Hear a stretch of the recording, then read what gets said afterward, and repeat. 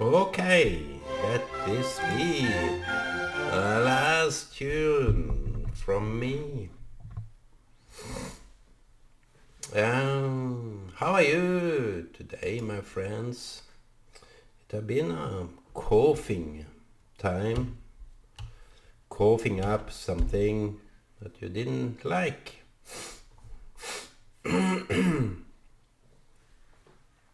So, what's the topic?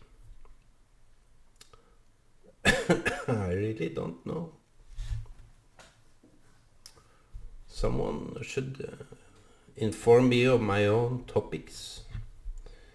Because yesterday it was a profound thing. Also, the other day, I confess and admit to your faults. Admit what was the topic. Accept that you are wrong. It's if only people could understand when to confess, they will be given grace, not punishment. Punishment is kind of obvious, it's what we fear. But when you think you are free and liberated, you are still in your own prison. You can do so much, you can think that everything will be fine now that I'm free. But my friend, we will never get out of it before we confess, before we do the important thing. Go to our brother, go to our sister, go to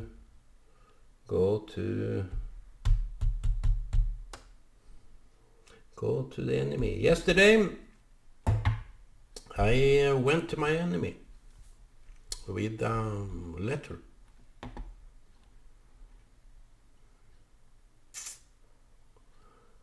I was activist yesterday.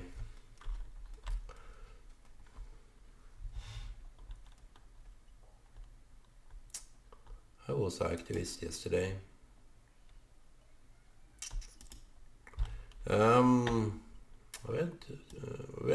to length to write a letter.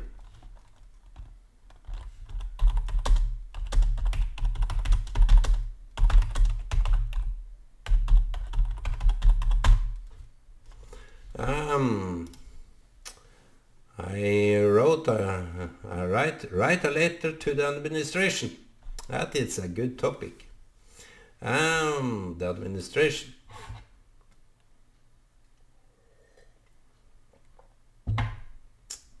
They had ended a case in 2017.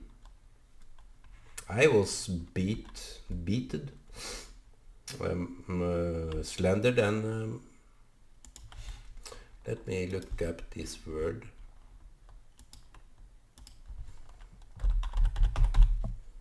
Bullied. I was bullied.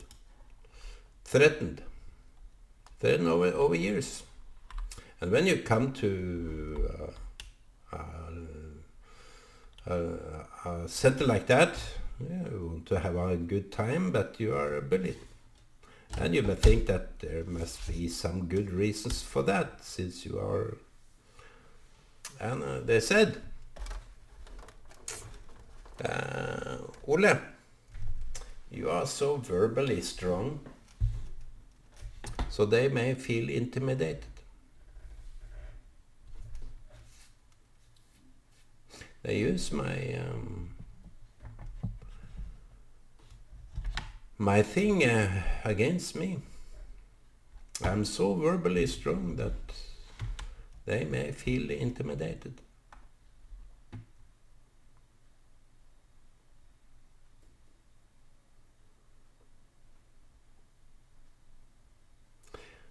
Come to think about that, I bet that is the case for many people. mostly for those that said it. But you see, I have this... I was brought up in... Let me put some music. I think it's good now. I think it's good.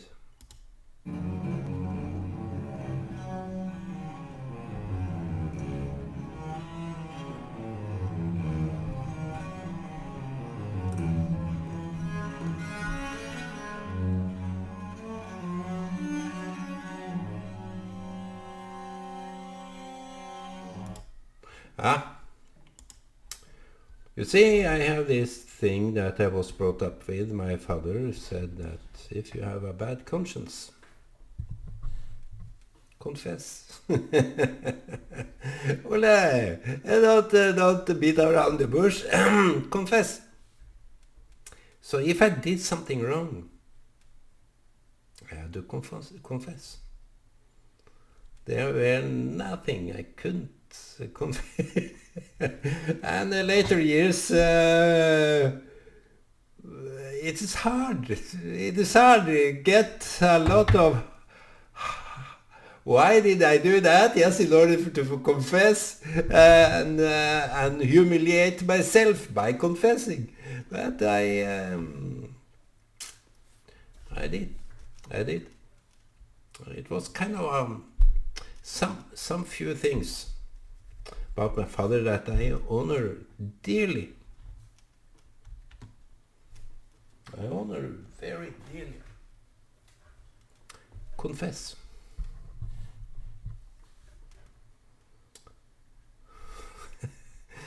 It is the hardest thing. But you see, when you have a clear conscience, nothing can beat that. Nothing can beat a clear, good conscience. So I was brought up to... he came in...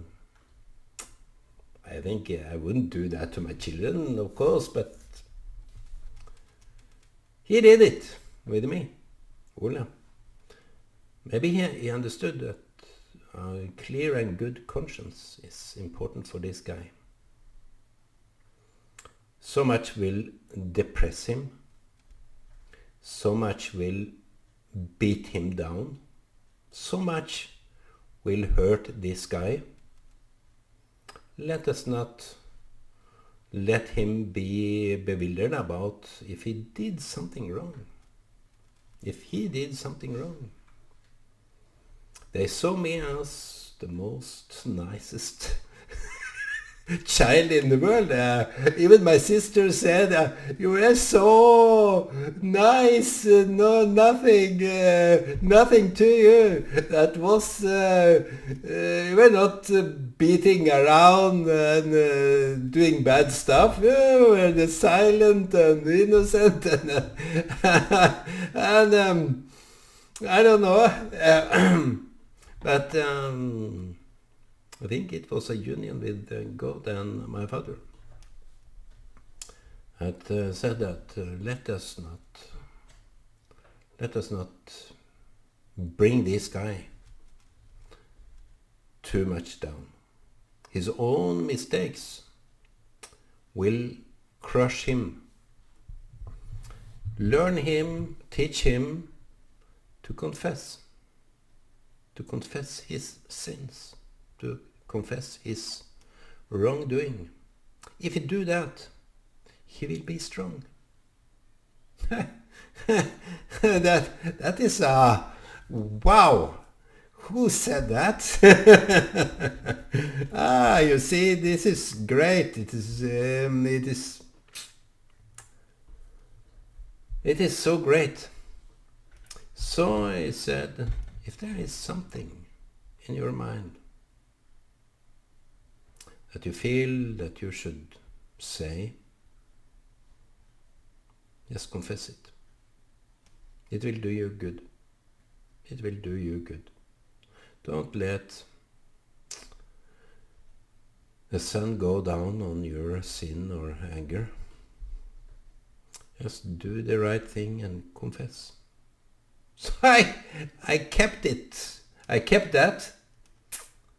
And if he is here now, he will smile. Okay, Ole, you are remembering me, my word. But you see, I think it was a union with the God that he will keep me. He will keep me the way I am by the pure, simple act of confession. And that seems to be a hard thing for people today. Confess. Just do the right thing. Just do the right thing. And yesterday I wrote this letter reminding of a case they ended for 5 years ago. I wanted to pursue that case because it was a threat to me. It was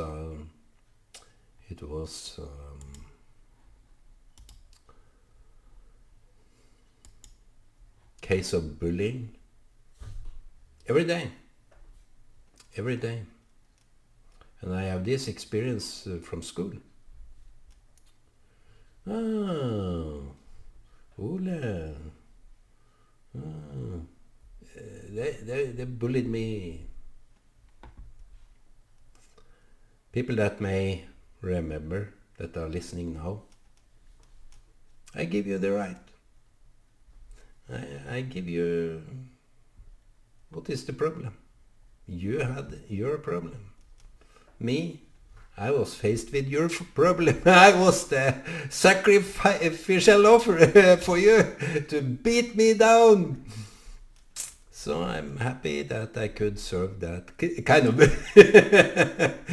duty in the early years by being bullied. So I wrote this letter to the administration. Write a letter to the administration. Don't forget that. And this letter contained a resume of what had happened. The length we and I went as a representative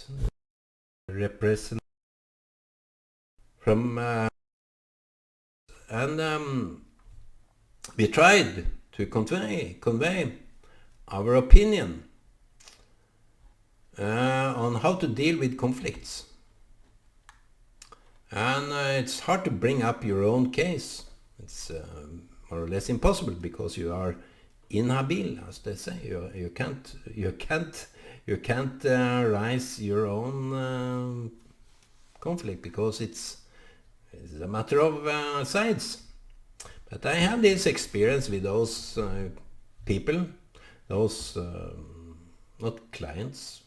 Clients can be suffering. So I may as well be their sacrificial offering, blaming me for saying something I didn't, blaming me for doing something I didn't. But it is good. It is good to be that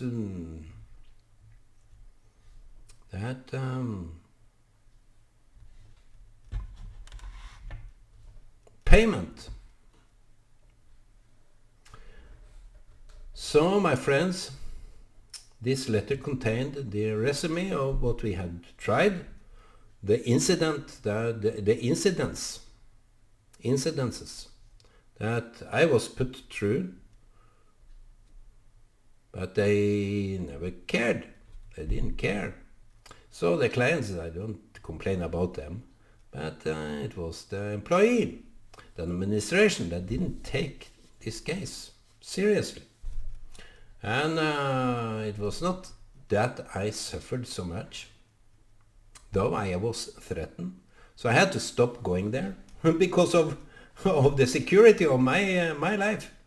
It was kind of a security, it was all here, of course, because I was officially threatened. But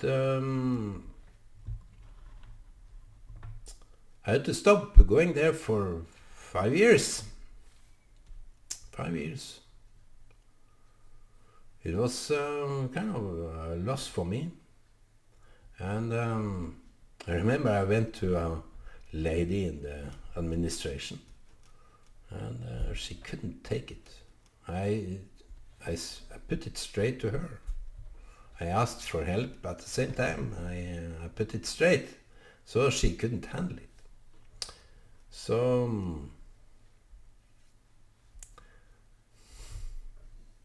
what a joke. So this letter went yesterday to the administration. Some administration,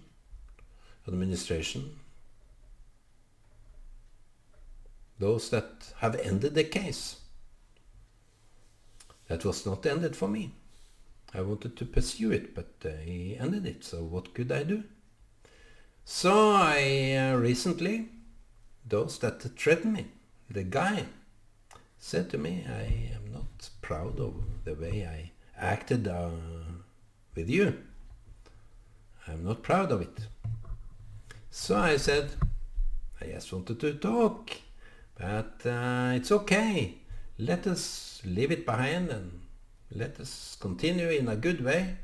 Don't problematize it. It's okay. Now it's done and finished, and we look forward.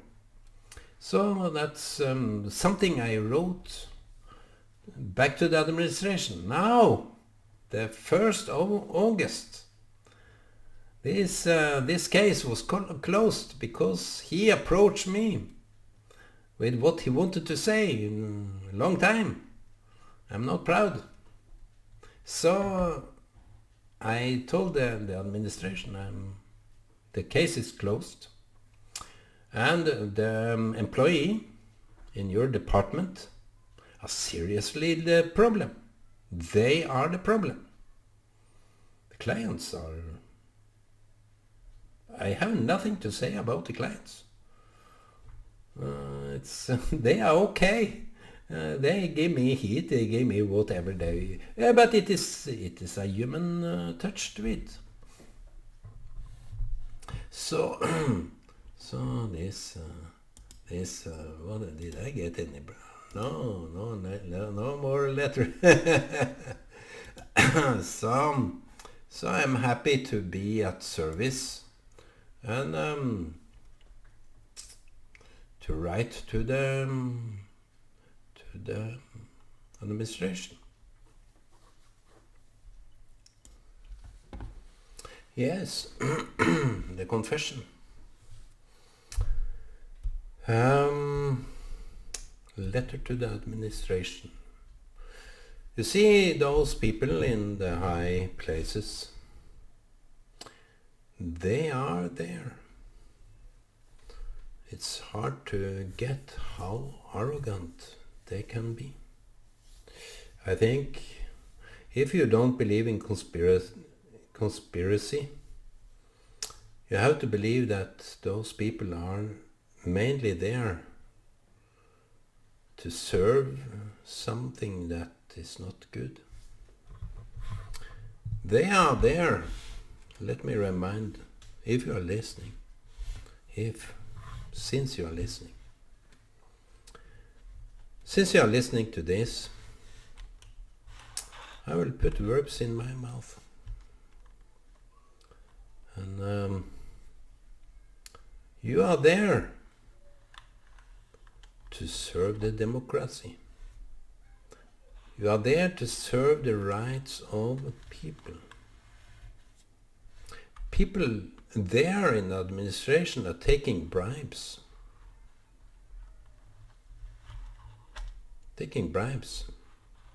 Or they pick out people that they can manipulate. How cynical. How cynical is that? That is so... And this Morten Uthaug, he fired. He didn't want to cooperate with the elected representatives. Just didn't like that. So arrogant. And he claimed that he wanted more user involvement. Morten Uthaug is a bastard. So now he is ended. He's not there now. Someone else. But I wrote to him too. He needed to understand his mistake.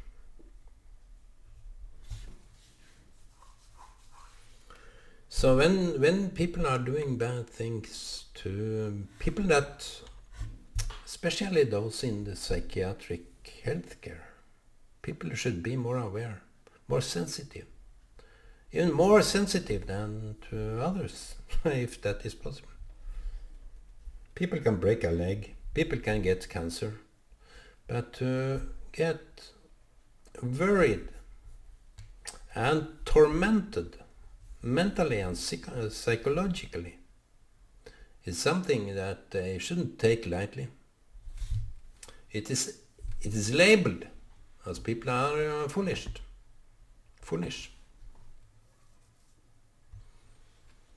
It's pity that people don't know. Even those that are put in service for those clients, they have no clue.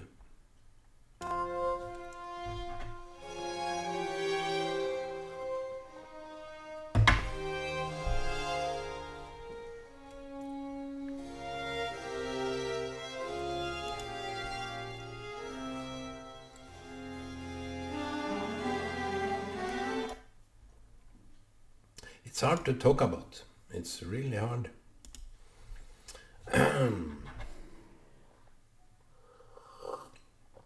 Sometimes you don't know what to say. It's because of that. And after I wrote this letter and sent it, I was like I was striked by something. It was not. It was just plain and simple. People should be more aware of people that are beaten up mentally. They are looked down on. And maybe this video, these video casts is just put for a pure simple fact. And since I'm a false prophet, I will stand up for those. The crazy notion that Israel after 2000 years should be established. It's a crazy notion. Who will, in their right mind, defend that? It's just the right thing to do. I don't claim Bible say this and that. Even Bible is a historical document.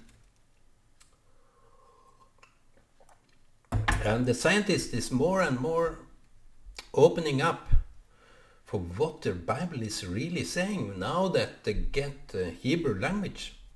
The intrinsic truth within every letter and every word, the intrinsic truth to the letters is paid more attention than Greek version of the Bible. It would be wrong anyway. So maybe the Jews were right. For 365 days, God cried over this translation. He said that God kept mourning for 365 days because of the pure fact that the letters in the Bible is pure, inspired by the Spirit, ancient. So people think that Bible is just a fairy tale. And I will speak up for the people that are suffering also psychologically. I can't help you per se. I can't do anything for you. I can't do anything for Israel either. But I can stand up and say something profound.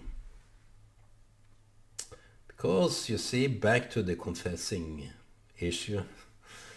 You see, when I met God, who would believe that? I met God. Let me rephrase that. You see, the Father thing, he told me to confess. And he did the right thing. Not that I realized it now, but it was the right thing because it led. The confession thing led to my grief over myself. I couldn't be a person that was doing the right all the time. I felt I did the wrong thing every time. Every day I had to confess, oh, I did something wrong. Oh, God help me. What can I do? And you see, the confession led me to the revelation. And it was my Father, all, when he put his hand on me. I was floating. I was above the ground. I was lifted up.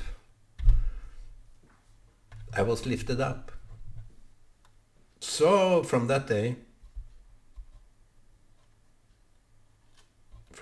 on,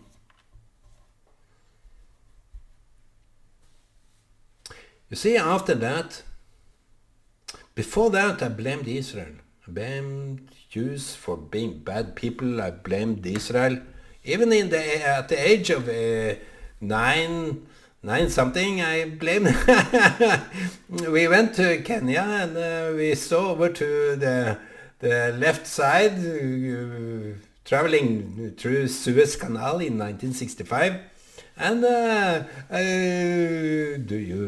Jews, he had admiration for the Jews, and what? This father of mine is crazy anyhow. So I said, those people are crazy, they are dangerous. But after that revelation,